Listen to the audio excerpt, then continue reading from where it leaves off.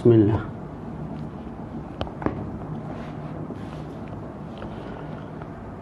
Bismillahirrahmanirrahim. Alhamdulillahi rabbil alamin.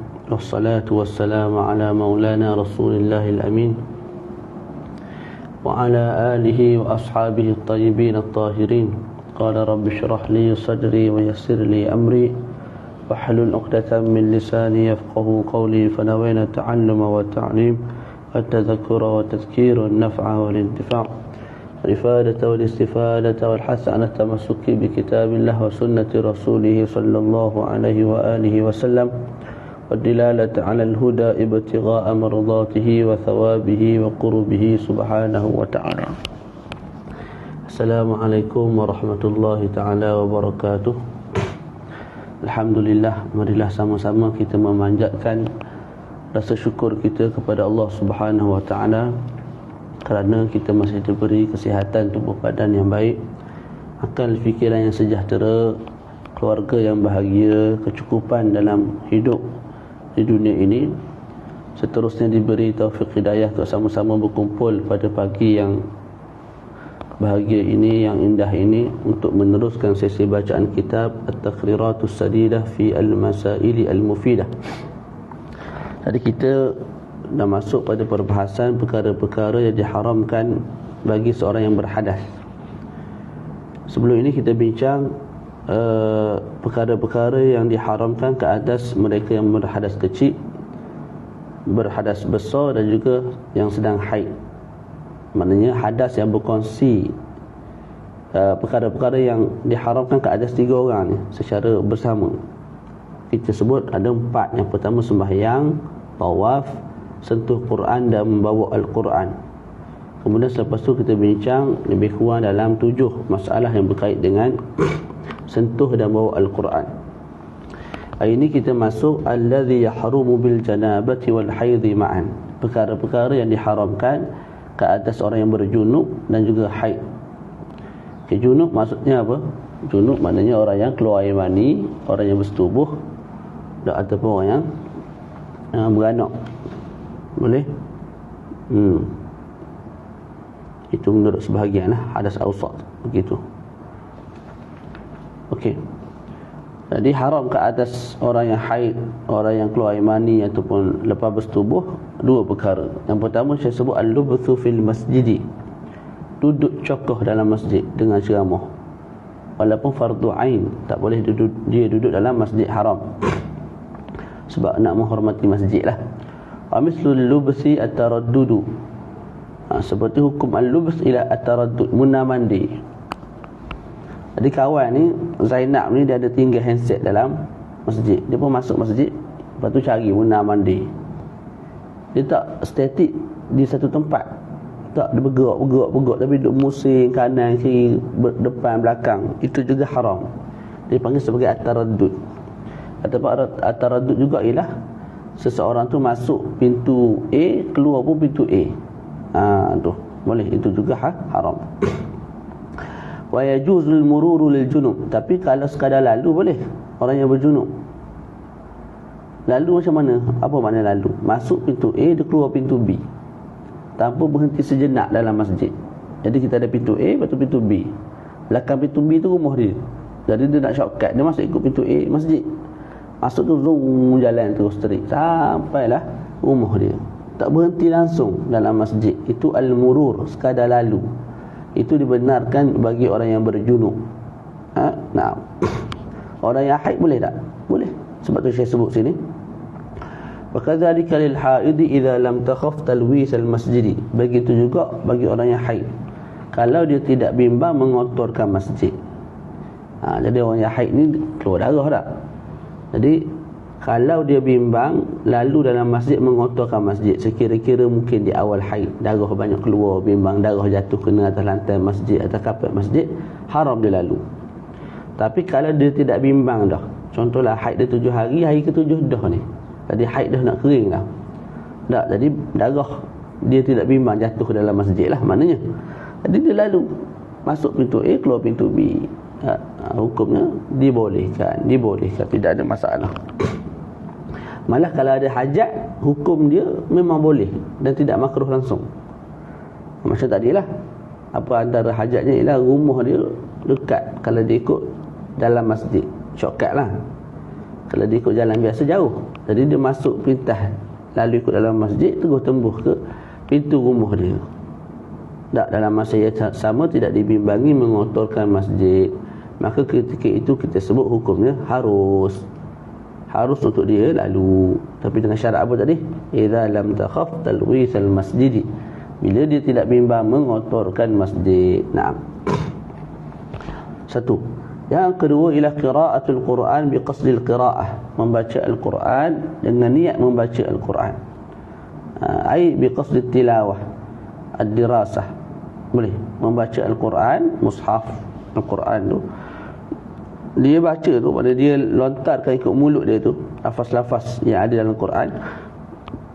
Niatnya memang nak membaca Al-Quranul Karim, kalamullah. Faham tak? Biqasdit tilawah. Okey. Jadi kalau seseorang itu baca, maknanya dia sebut guna lidah tu ayat duduk dalam Al-Quran tu lah. Cuma niatnya bukan nak baca Quran, niatnya sebagai doa, niatnya sebagai pendinding. Yang tu dibenarkan. Oleh sebab tu saya sebut sini, wali qiraatil Qur'ani halatun, bagi baca Quran ada beberapa keadaan. Pertama, ada 4 keadaan. Pertama, taratan yaqsidul Qur'ana faqat fayahrum. Pertama, orang tu baca dia sedang junub, sedang haid. Dia baca tu memang niat ke Quran semata. Haid. Kat sini termasuklah nifas. Nah. Jadi dia niat baca contoh bismillahirrahmanirrahim, qad aflahal mu'minun alladzina hum fi salatihim khashi'un walladzina hum 'anil lagwi mu'ridun. Jadi ayat Quran tu dibaca, niatnya apa? Niatnya ialah memang untuk tilawatul Quran, untuk baca Quran tu. Waktu tu haram. Ketika itu haram. Nombor 2, taratan yaqsidu ghairal Quran. Yang kedua, dia baca, memang dia baca ayat Quran, lafaz Quran, tapi bukan niat Quran. Fala yahrum, ketika itu tidak haram, sekalipun junub, sekalipun sedang haid nifas. Qad istishfa wa tahassun wa tabarruk. Contohnya dia baca ayat untuk istishfa, memohon kesembuhan. Ada penyakit tak, jadi dia ambil air, dia letak madu sikit sebagai contoh, dia baca bismillahirrahmanirrahim, alhamdulillahirabbil alamin, arrahmanirrahim. Dia baca Fatihah. Niat apa? Bukan nak baca Quran, tapi nak istishfa, menuntut asyifa, kesembuhan. Tak, dengan berkat Al-Quran tu, ataupun untuk tabaruk dengan ayat tu, maka tidak ada masalah. Ataupun untuk tahassun dia jaga diri. Contohlah sebelum tidur, contohlah dia bersama dengan isteri dia, lepas tu dia nak tidur. Dia nak tidur sedang junub ni, boleh tak baca ayat kursi, al-ma'widhatain dan sebagainya? Boleh. Dia boleh baca ayat kursi, qul huwallahu ahad, qul a'udzu birabbil falaq, qul a'udzu birabbin nas, boleh, tidak ada masalah. Niatnya apa? Niatnya nak menjaga diri. Aku baca ni bukan baca Quran, tapi baca ayat-ayat yang boleh menjadi pendinding diri aku daripada syaitan ketika mana aku sedang tidur. Tak, antara lain doa. Kita baca subhanallazi sakhkhara lana hadza wa ma kunna lahu muqrinin wa inna ila rabbina lamunqalibun. Itu ayat Quran tu, tapi dibaca atas dasar doa, maka dibenarkan walaupun ke atas seorang yang berjunub ataupun sedang haid.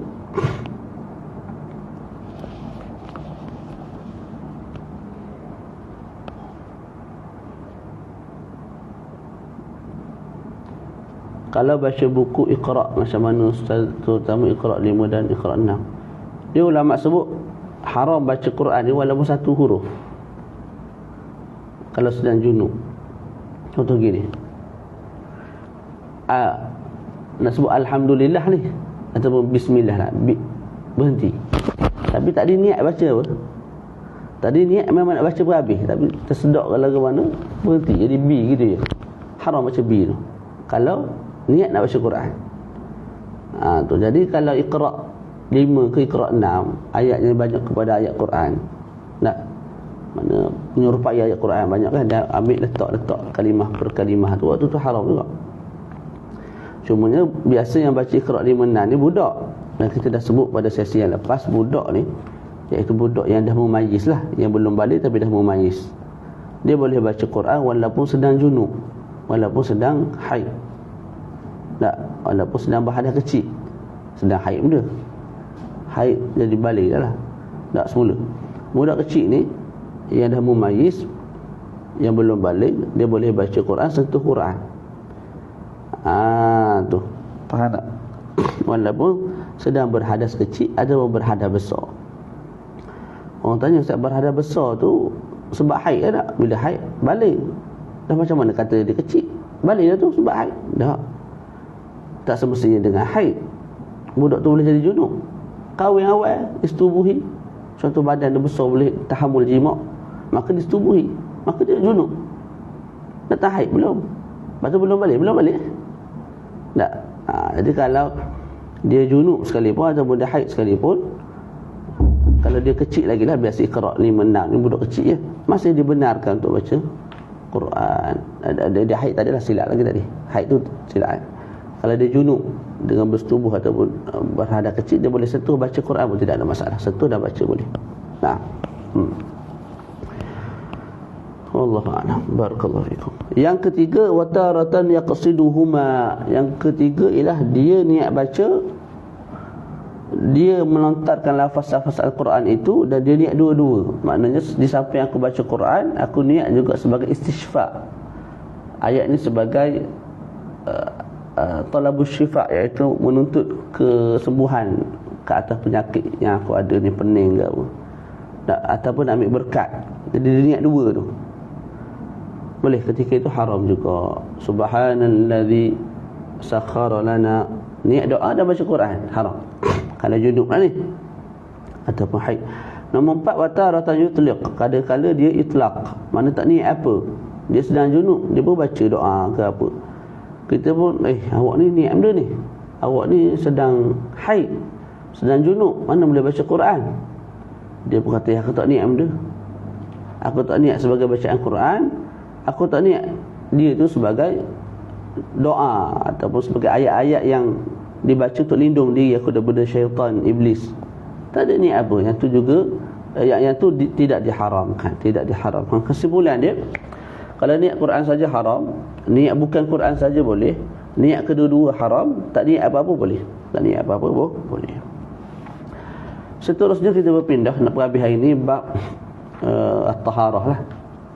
Lepas tu masuk kitabus salah. Kitabus salah pun kita baca dah baru ni selai. Nak testing kita punya internet kawasan ni. Kita tu masuk bab awqatus salah. Buat guruh sini. Tadi macam bom jatuh. Masya-Allah. Teringat selalu ke plastik. Khair insya-Allah. Alladhi yahrumu bil haid faqat arba'atun. Okey, perkara-perkara yang diharamkan ke atas orang yang haid sahaja. Ni tak berkongsi ni. Haid sahaja, ada 4. Kalau kita campur sebelum-sebelum ni jadi banyak lah.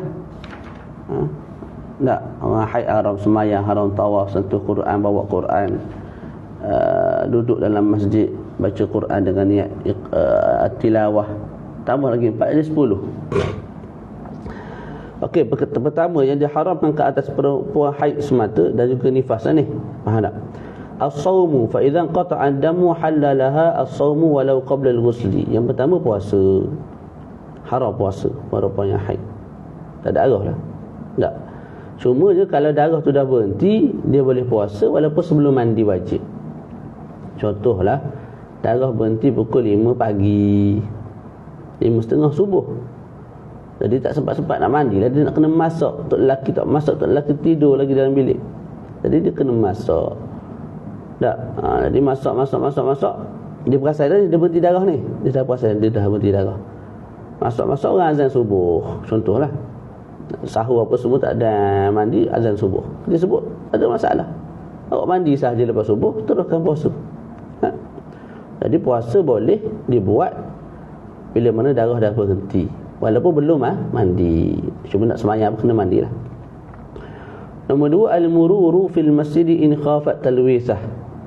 Lalu dalam masjid kalau bimbang mengotorkan masjid. Kita syarah tadilah. Fayajuzu illam takhaf talwisahu al-mururu faqad dun al-lubsi. Harus lalu kalau dia tidak bimbang mengotorkan masjid. Harus apa? Lalu semata. Tapi kalau duduk cokoh tak boleh walaupun tidak mengotorkan masjid. Tak. Tu. Maknanya dia sedang haid ni.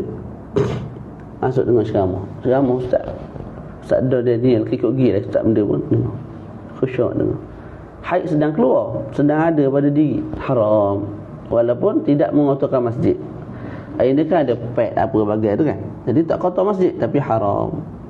Dia macam junub lah. Orang junub, orang lelaki junub, masuk masjid, ada kotor apa masjid. Tapi haram. Sebab apa? Kita nak membesarkan masjid, ta'zimul masjid. Boleh? Tu dia ada perkara yang kita pun tak terjangkau oleh akal. Sebab apa diharamkan tu. Tapi itulah syariat. Ada perkara yang hikmahnya itu terzahir pada kita. Ada perkara yang hikmah tidak terzahir pada kita. Yang tu kita kena akut lah, kena ikut sahaja. Walaupun ada sebahagian ulama' orang panggil, cubalah menzahirkan dia punya hikmah.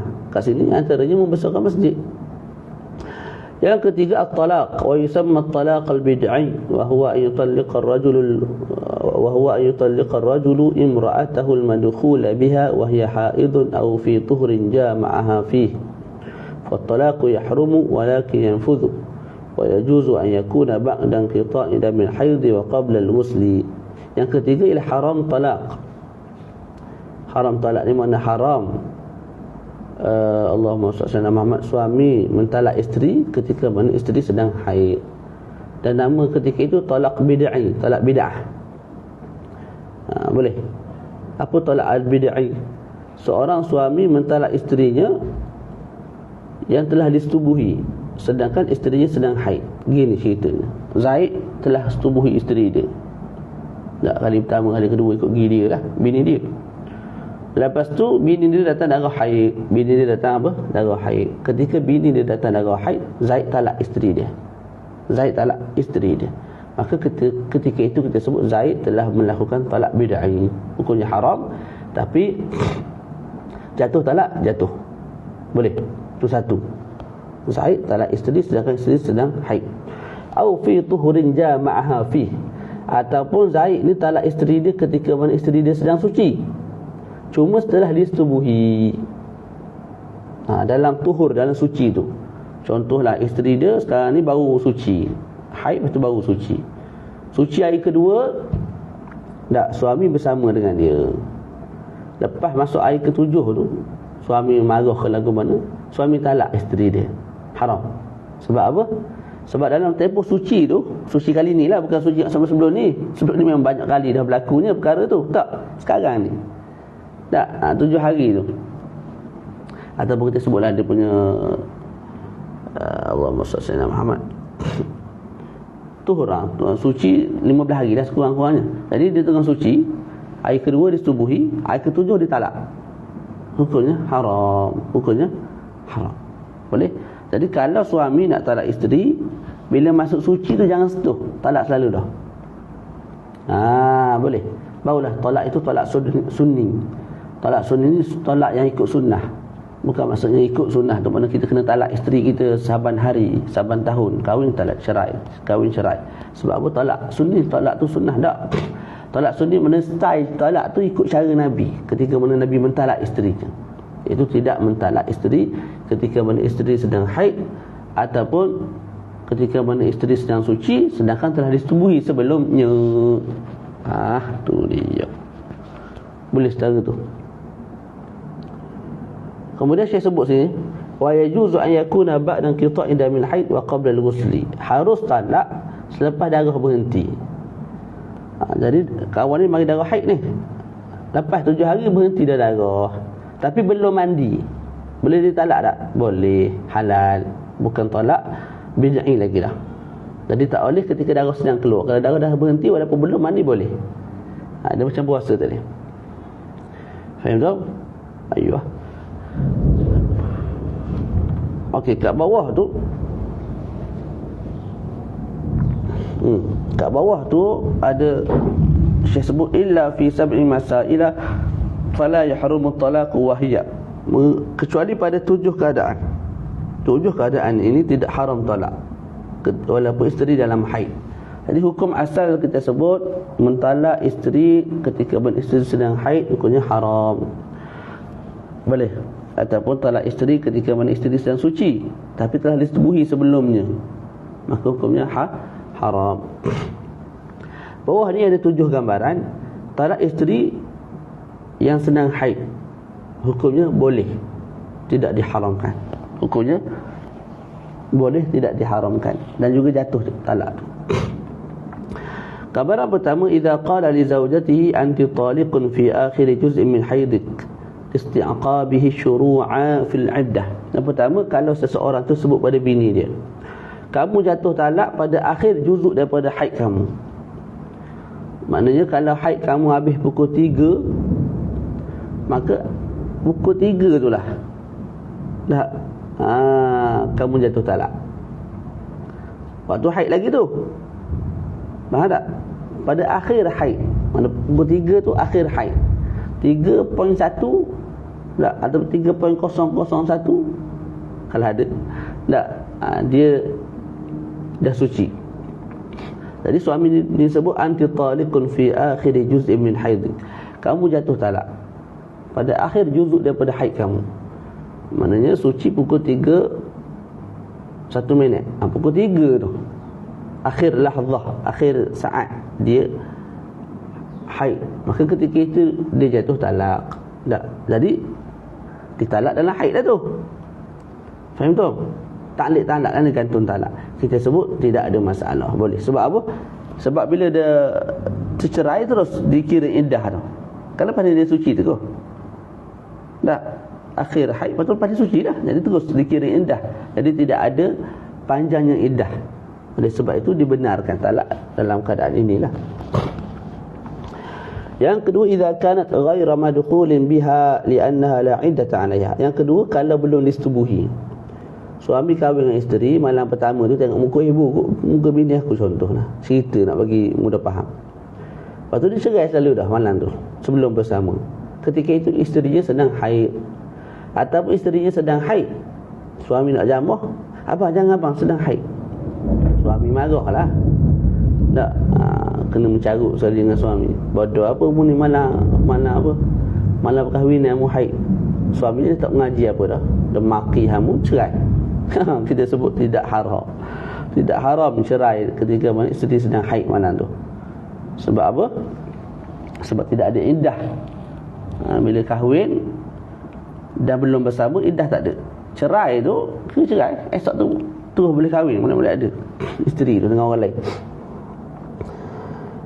Boleh? Itu kalau dicerai sebelum disetubuhi. Nombor 3, idza kanat hamilan li'anna tashra' fil 'iddah akibat talaq mubasharatan. Kalau seorang perempuan tu sedang hamil 4 bulan, tak, suami dia pun cerai dia, sedangkan ketika itu sedang haid. Orang buat pelik, ustaz. Bukan ke kalau hamil tak ada darah haid? Tu dia. Betul lah tu. Yang biasa berlaku bila hamil tak mari darah haid. Tapi dalam mazhab Syafi'i, yang muktamadnya perempuan yang hamil boleh datang darah haid. Jadi perempuan sekarang ni, gambaran kita ni, Zainab ni datang darah haid. Faham tak? Ketika sedang hamil, dan diceraikan ketika itu, tidak haram. Sebab apa? Sebab orang yang hamil lepas dicerai tu terus iddah dia berjalan. Bila dia beranak, habislah iddah dia. Air lebat hujan raya ni, sikit lagi ni. Allah musta'an. Nombor 4, nombor apa dah? Nombor 4, idza kana at-talaqu bi'iwadin wa dhalika ma yusamma bil khul'i. Kalau talak itu talak dengan duit, namanya khulu', tebus talak lah. Tak, suami perangai macam iblis. Tak, jadi isteri kata, abang ceraikan saya, abang, saya tak sanggup dah hidup dengan abang. Abang sembahyang tak jaga, zakat ke laut, haji banyak pitih pun tak pergi, dengan nafkah tak bagi, anak abang sepak terajang. Mana iblis tu sama level dengan abang, ataupun mungkin abang tinggi sikit daripada iblis. Jadi suami dia pun sekedik juga, dia kedekut segi sekedik, jadi orang mengaji. Jadi dia kata, ginilah, awak nak cerai boleh, tapi aku pernah bagimu dulu masa aku kahwin dulu dekat 30,000 mas kahwin. Dah muka yang bagus, nak 30,000, bagi 30,000. Jadi aku nak balik duit tu, lepas aku cerai. Jadi isteri pun setuju. Jadi suami pun sebut, aku cerai kamu dengan talak 1 dengan bayaran RM30,000 tunai. Tak, maka isteri sebut qabil, aku terima. maka isteri kena bayar 30,000 kepada suami, maka tercerailah. Itu bagi khuluk, tebus talak. Nah, dia ada perbincangan dalam kitab fiqh. Itu pun dibenarkan walaupun isteri itu sedang haid. Boleh? Bimbang kita dengar. Suara jelas tak? Awal pagi nak hujannya. Lebat saja ni.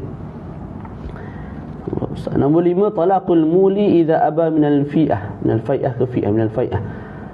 Tolak orang yang muli bila mana dia menolak daripada fai'ah. Ni kalau orang tu zihar bini dia. Dia samakan bini dia dengan mahram dia. Belakang kamu tu sama dengan belakang bini aku. Semula. Belakang kamu wahai isteriku sama macam belakang mak aku. Jadi mak kita boleh bersama tak dengan ibu kita? Alhamdulillah, tak boleh, haram. Mahram. Jadi kita dah samakan badan isteri kita macam mak kita. Jadi haram juga kita bersama dengan mak kita, dengan bini kita, sebab kita dah samakan dia dengan mak kita. Maka ketika itu lama ilat ni ke zaman dulu kira talak Islam datang ubah sikit hukumnya. Dia kena dua. Ingat-ingat ni, kena tengok balik. Sama ada fai'ah. Mana fai'ah ni sebelum 4 bulan rasa, lepas 4 bulan. Rincian hukum tu kena tengok balik lah. Ni saya ringkas gitu je.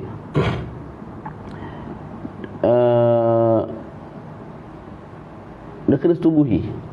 Sebelum lalu 4 bulan awak kena setubuhi, ataupun lepas 4 bulan. Lepas 4 bulan rasa. Sebab perempuan dia boleh sawan 4 bulan je. Dia lepas 4 bulan tu perempuan boleh tuntut 2 benda. Abang setubuhi saya ataupun cerai saya. Abang tu tak nak setubuhi dia, maka ketika itu suami tu cerai dia. Dan ketika itu bila cerai, isteri tu walaupun dalam haid dibenarkan. Sikit lagi boleh tak? Kau bujang. Nak habis lalu ni bab ni.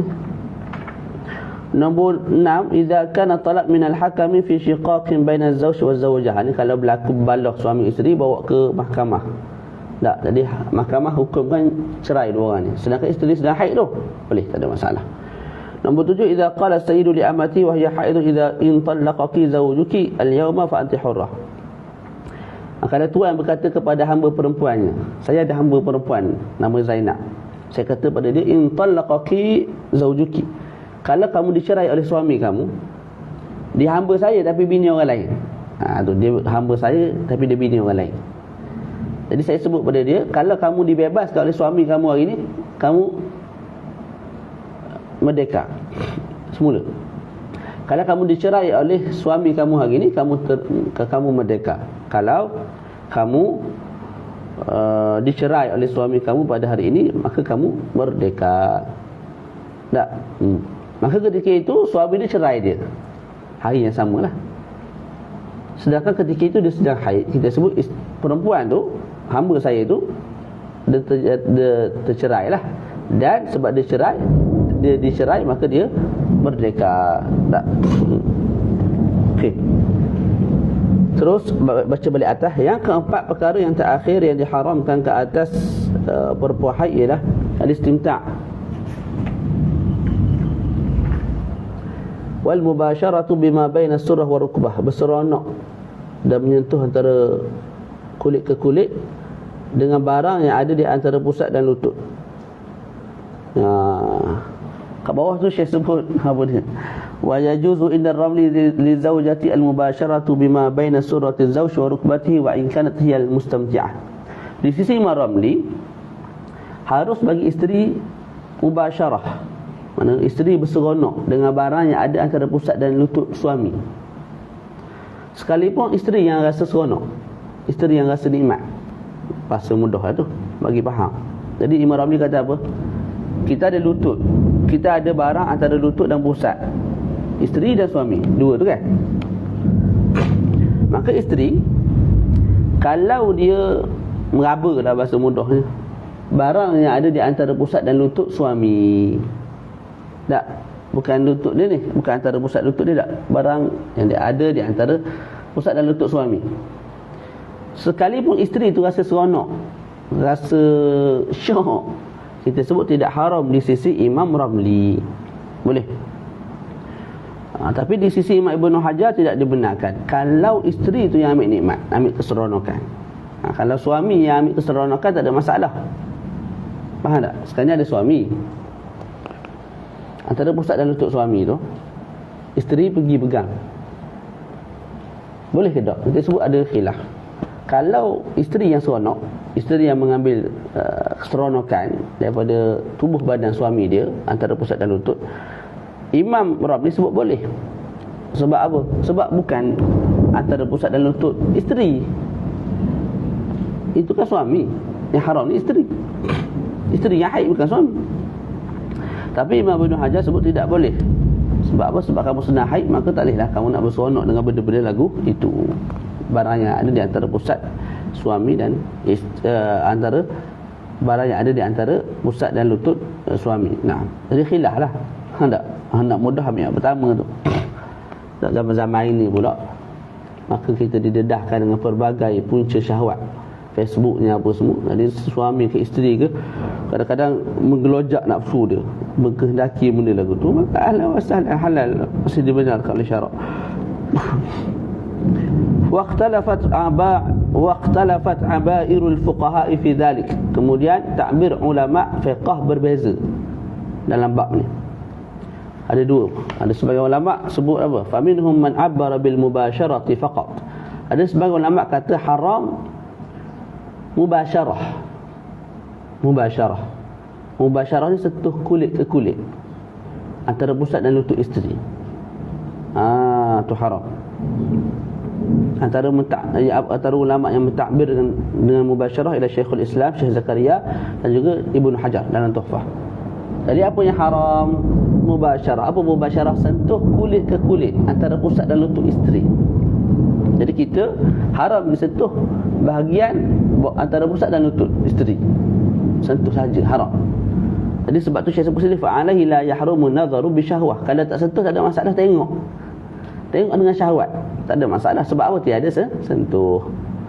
Tapi wa yahrumul lamsu walau bi ghairi syahwah. Sentuh saja tanpa syahwat haram sebab ada sentuh. Faham tak? Jadi ulama yang pertama ataupun kelompok yang pertama, Syekhul Islam Syekh Zakaria Ibnu Hajar dalam Tuhfah kata haram mubasyarah. Bila haram mubasyarah, haram sentuh. Bila haram sentuh, walaupun tanpa syahwat lah. Kamu sentuh paha isteri kamu, kulit ke kulit, tanpa syahwat, haram sebab sentuh. Tapi kalau tengok, tak ada masalah walaupun dengan syahwat sebab tengok, tak ada sentuhan. Itu yang pertama. Wa minhum man 'abbara bil istimta'. Ada ulama mentakbirkan yang haram itu ialah istimta', mengambil keseronokan, mengambil kenikmatan, ikutlah bahasa apa tak. Antara yang mentakbirkan dengan lafaz al-istimta' ialah An-Nawawi, Imam An-Nawawi fi Rawdah, Imam Ibn Ruslan dalam Zubat, Imam Ibn Hajar selain daripada Tuhfah, Imam Ramli, Imam Khatib Syirbini, ramai jugalah. Jadi bila kita sebut haram tu haram istimta', maka fa'alaihi yahrumun nadharu bi syahwatin wala yahrumul lamsu bi ghairi syahwah. Maka ketika itu haram tengok dengan syahwat. Sebab apa? Bila tengok dengan syahwat dia ambil keseronokan. Sedangkan yang diharamkan ialah mengambil keseronokan. Maka haram tengok walaupun tak sentuh. Tapi tengok tu rasa seronok, rasa syok, dia ambil keseronokan, haram. Tapi kalau sentuh tanpa syahwat, haram tak? Suami sentuh paha isteri tanpa syahwat, kulit ke kulit, tidak haram lah. Sebab apa tidak haram? Sebab yang haram bila ambil keseronokan. Sekarang ni kamu sentuh ambil keseronokan ke tidak? Tidak lah, sebab sekadar sentuh gitu je, tanpa syahwat. Tu. Jadi kesimpulan dia Syekh sebut sini. Falhasilu anna alladhi yahrumu bil ittifaq al-wat'u wal mubasharatu bi syahwah. Yang haram secara ittifaq, sepakat antara dua kelompok ulama ini, sama ada yang mentakbirkan dengan mubasyarah, sentuh kulit ke kulit, atau istimta', iaitu mengambil keseronokan. Ialah dua benda ni ittifaq, tak ada khilaf, sepakat dua ni lah dalam mazhab Syafi'i ni. Al-wat'u bersetubuh, itu haram, jelas haram. Yang kedua al-mubasyaratu bi syahwah, mubasyarah dengan syahwat, mubasyarah dengan syahwat, mana sentuh antara kulit ke kulit barang yang ada di antara pusat dan lutut. Tu dengan syahwat haram. Sebab apa haram? Sebab apa ittifaq kat sini? Sebab dia ada mubasyarah, sentuh. Yang tu haram di sisi orang yang cakap mubasyarah. Tapi dalam masa yang sama mubasyarah sendiri bersyahwat, dengan syahwat. Maka haram di sisi ulama yang kata haram istimta', ambil keseronokan. Faham tak? Jadi kalau bersetubuh ataupun bersentuhan antara kulit ke kulit, di antara pusat dan lutut, mana suami pegang pusat, pegang peha dengan syahwat, itu haram secara ittifaq menurut dua-dua pandangan. Kedua, wallazi yajuzu bil ittifaq, ini harus tanpa sebarang khilaf, harus an-nadharu bi ghairi syahwah, tengok tanpa syahwat. Tak tok lelaki suruh bini dia telanjang atau bini dia keluar dari bil air, kita tengok bengong lah, kita tengok saja tanpa syahwat. Boleh tak? Dan itu tidak diharamkan. Sebab apa? Sebab satu, tak ada sentuhan, jadi halal di sisi yang kata haram mubasyarah. Yang kedua, tak ada istimta'. Sebab apa? Dia tengok tanpa syahwat. Yang keluar lagi ni, tunggu sikit dah habis. Dia buah penting kita nak bagi ni. Yang ketiga, wallazi fi khilaf al-mubasyaratu bila syahwati wan nadharu bi syahwah. Ya, ada khilaf ialah sentuh tanpa syahwat. Sentuh peha tanpa syahwat. Haram di sisi yang kata haram sentuh. Tapi tak haram yang kata istimta'. Sebab tak ada istimta', sebab dia sentuh tanpa syahwat. Jadi khilaf kat situ. Sentuh tanpa syahwat itu khilaf. Tengok dengan syahwat, khilaf juga. Yang kata haram istimta', yang kata haram mubasyarah, membenarkan tengok dengan syahwat sebab tiada sentuhan. Tapi yang kata haram istimta', haram tengok dengan syahwat. Sebab apa? Adanya keseronokan yang diambil. Tu. Yang terakhir ialah waqtara al-Imam an-Nawawi madhhab al-Imam Ahmad fi anna alladhi yahrumu wat'u faqat. Imam Nawawi memilih di pandangan peribadi beliau ni. Taiko biasa dah. Dia mesti lain daripada yang lain. Taiko ni dia tak ikut orang semata tak. Dia taiko ni kena ada pelik-pelik sikit. Boleh tak? Patai maknanya orang yang gagah lah, orang yang kuat, orang yang hebat. Jadi Imam Nawawi memilih pandangan mazhab Imam Ahmad yang mengatakan boleh setubuh. Na'udzubillah, silap. Boleh semua perkara melainkan setubuh saja tak boleh. Faham tak? Ini juga pandangan Imam Az-Zara'i, Imam Mujahid, Imam Ishaq bin Rahuyah, Abi Thawr, Muhammad ibn Hasan Al-Sya'bi, Abi Ishaq Al-Mirwazi, An-Nakhai, Ibn Munzir, Daud Al-Asbagh wa Asbagh Al-Maliki wal-Mawardi, Imam Ar-Ruyani. Dan Imam Nawawi sebut ini kuat pada sudut dalil. Jadi boleh belaka di sisi Imam, pandangan peribadi Imam Nawawi boleh belaka. Hak tak boleh apa? Setubuh saja. Ini pandangan ni lebih mudah lah. Tak mentelah lagi hari ni. Jadi kalau kita jenis orang gagah, orang boleh defend diri daripada setubuh. Mana kita buat apa pun dengan bini kita tak setubuh lah, kita boleh kontrol, maka buatlah apa nak kamu nak buat. Yang penting jangan masuk kemaluan dalam kemaluan. Ini pandangan lebih mudah. Tapi dalam kitab yang lain, dalam Majmu' Imam Nawawi sebut wastahsana al-Imam an-Nawawi qawlan akhara fil Majmu' wa huwa anna al-mubasyarata bi syahwatin fi ma duna al-farji tajuzu mimman ghalibu halihi taqwa wa la tajuzu min ghairihi.